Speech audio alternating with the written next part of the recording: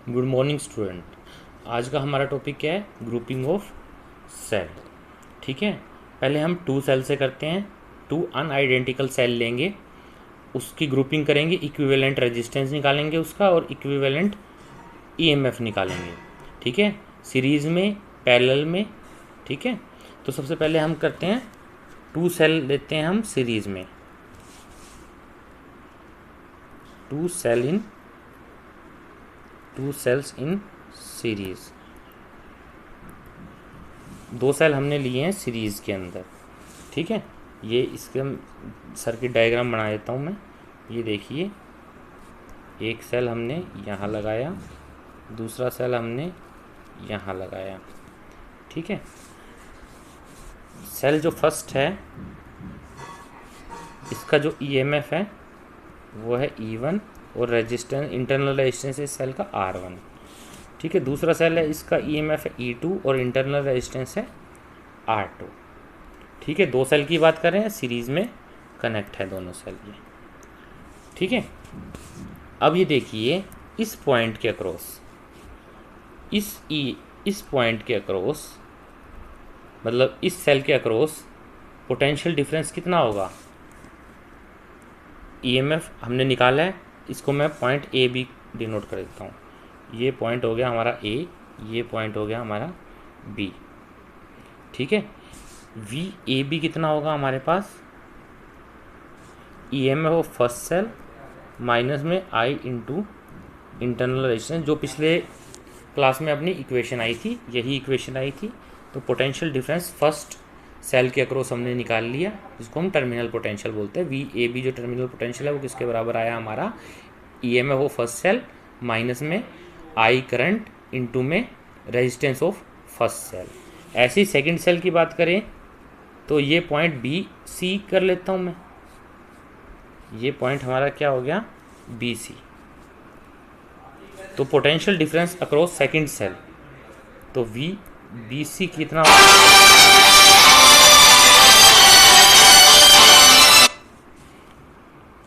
We B C क्या होगा हमारे पास? सेकंड सेल का ईएमएफ माइनस में करंट इंटू सेकंड सेल का रेजिस्टेंस। तो दोनों सेल के अक्रॉस टर्मिनल पोटेंशियल हमने निकाल लिया। तो अब ये देखिए, ये जो सेल है, ये दोनों सेल है हमारे पास, इसके ए पॉइंट से बी पॉइंट तक का, मतलब ए पॉइंट से बी पॉइंट तक का total potential difference, terminal potential कितना होगा उसको मैं डिनोट कर दूंगा सी तक। वी ए सी क्या होगा? V A B plus V B C. ठीक है, वी ए बी किसके बराबर है हमारे पास? E1 माइनस आई R1 और प्लस वी बी सी किसके बराबर है? E2 माइनस में आई R2। तो टोटल इक्वेशन वी ए सी की इक्वेशन हमारे पास क्या बन गई? E1 प्लस E2 माइनस में आई कॉमन R1 प्लस R2। अब ये देखिए, ये इस इक्वेशन से हमें पता लग गया कि जब सेल को हम, कोई भी दो सेल को हम सीरीज़ में कनेक्ट करते हैं तो उनके जो ईएमएफ होते हैं बेटा वो डायरेक्ट ऐड हो जाते हैं और रेजिस्टेंस भी डायरेक्ट ऐड हो जाते हैं। ठीक है, जब दो सेल को हम सीरीज़ में करेंगे तो इक्विवेलेंट ईएमएफ कितना होगा? E1 plus E2। अगर n सेल होते तो ये अप टू n तक जाता। ठीक है, तो डायरेक्ट सीरीज़ में डायरेक्ट सभी सेल के ईएमएफ हम ऐड कर सकते हैं और रेजिस्टेंस भी सीरीज़ में क्या होगा? R इक्विवेलेंट क्या होगा? R1 plus R2 up to Rn। ठीक है, तो रेजिस्टेंस भी डायरेक्ट ऐड हो जाएंगे सीरीज़ कम्बिनेशन में। अब बात करते हैं हम पैरेलल कम्बिनेशन की। पैरेलल कम्बिनेशन में देखिए, दो सेल हमने पैरेलल कम्बिनेशन में कनेक्ट किए हैं। ये मान लो मैं दो सेल कनेक्ट कर देता हूँ, फर्स्ट बैटरी और ये सेकंड बैटरी। ठीक है, इसका ईएमएफ है E1, E2 ईएमएफ है, इंटरनल रेजिस्टेंस इसका R1 है, इसका इंटरनल रेजिस्टेंस R2 है। ठीक है, इनको कनेक्ट किए हुए हमें पता है टर्मिनल पोटेंशियल पैरेलल के कम्बिनेशन के अंदर सभी के लिए सेम रहता है। तो टर्मिनल पोटेंशियल इसमें क्या लेंगे हम, V लेंगे, क्योंकि दोनों का टर्मिनल पोटेंशियल सेम रहेगा। ठीक है, क्लियर। तो इक्वेशन क्या बनेगी, यहाँ से यहाँ तक का जो पोटेंशियल है वो किसके बराबर होगा, अगर ये सेम है पोटेंशियल कब बराबर रहेगा, जब R पहला सेल और दूसरा सेल एक जैसे हो।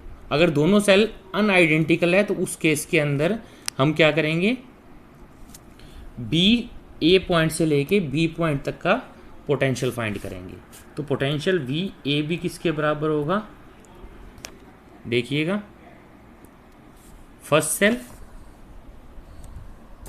मान ले आई जो है हमारे पास वो क्या आ गया, इसका पोटेंशियल माइनस इसका पोटेंशियल। ठीक है, तो मैं इसको कैसे डिनोट करूँगा, देखो दोनों का रेजिस्टेंस अलग अलग है, दोनों बैटरी का रेजिस्टेंस अलग अलग है, तो दोनों का भी, दोनों में जो करंट डिवाइड होगा वो भी अलग अलग होगा। मान लेता हूँ मैं यहाँ I1 करंट डिवाइड हो रहा है, यहाँ I2 करंट डिवाइड हो रहा है। तो फर्स्ट सेल के लिए टर्मिनल पोटेंशियल जो V है वो किसके बराबर होगा, टोटल टर्मिनल पोटेंशियल किसके बराबर होगा, V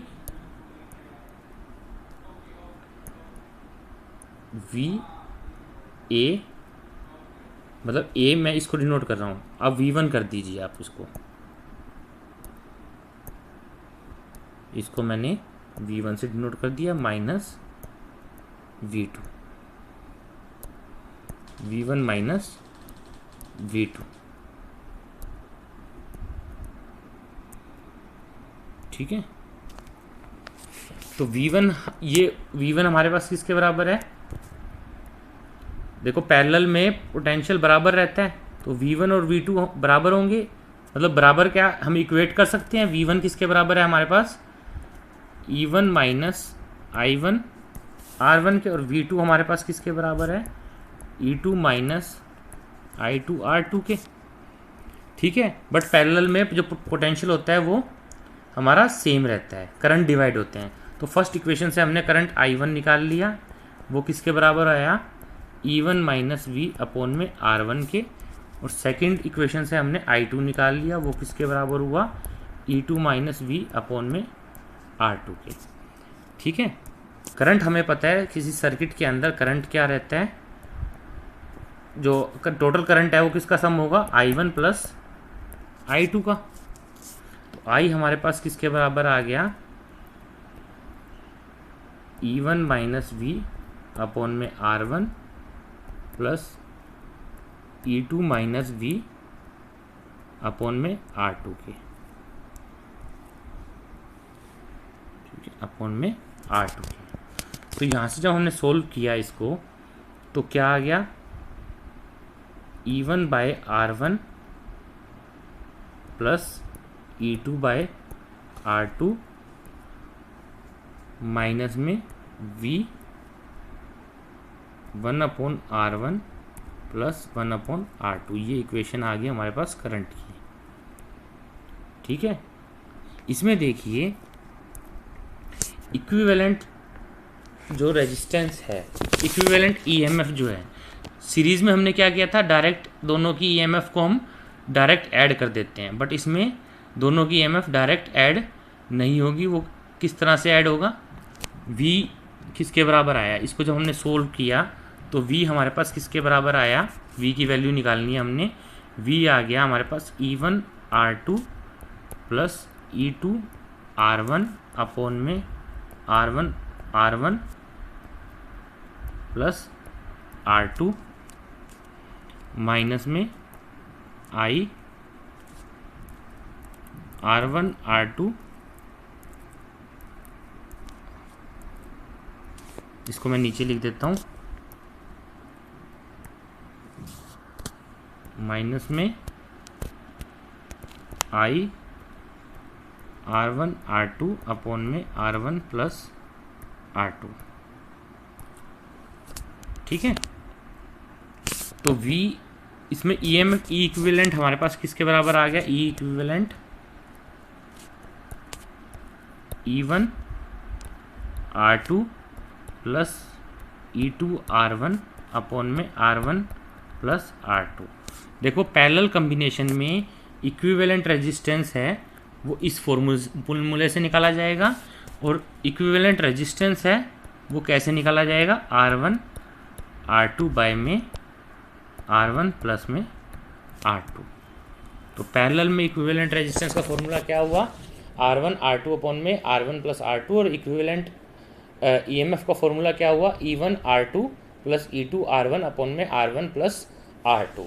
तो पैरेलल में हम डायरेक्ट ऐड नहीं कर सकते EMF को, ऐसे ही हम रेजिस्टेंस को भी पैरेलल कम्बिनेशन में डायरेक्ट ऐड नहीं कर सकते, वो इस फॉर्मूले से ऐड करना पड़ेगा। अगर n सेल होते तो ये सीरीज़ n तक चली जाती, ठीक है, रेजिस्टेंस भी ऐसे ही n तक हो जाता।